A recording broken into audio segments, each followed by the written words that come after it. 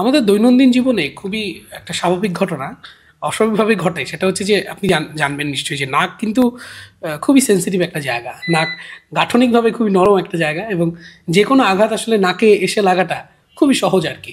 সেটা পড়ে যাওয়া থেকে শুরু করে দুর্ঘটনাবশত যে কোনো কাজে। এক্ষেত্রে দেখা যায় অনেক ক্ষেত্রে যে নাক আঘাতপ্রাপ্ত হয়, নাক ভেঙে যায়, নাক দিয়ে সরাসরি রক্ত পড়ে। তো নাক যদি আসলে আঘাতপ্রাপ্ত হয় খুবই মারাত্মকভাবেই বা আমরা বলতে পারি যে নাক ভেঙে যায়, এই ক্ষেত্রে আসলে চিকিৎসাটা কীরকম?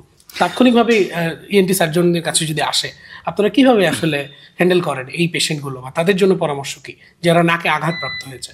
দেখুন, নাক বিভিন্নভাবে মানুষ আঘাত পেতে পারে। স্পোর্টস ইনজুরি হতে পারে, বা খেলাধুলা করতে গিয়ে পড়ে গিয়ে হতে পারে, বা অনেক সময় ফিজিক্যাল অ্যাসল্ট, মারামারি করতে গিয়ে হয়। কারণ কি, নাক কিন্তু আপনার, অথবা আপনার মারামারি কারণে, খেলাধুলার কারণে আপনি যে কোনোভাবে পড়ে গেলে কিন্তু আপনার নাকে আঘাত লাগতে পারে। বাচ্চাদের যেটা হয়, চৌকি থেকে, বিভিন্ন টেবিল থেকে, বিভিন্ন জায়গা থেকে পড়ে যায়।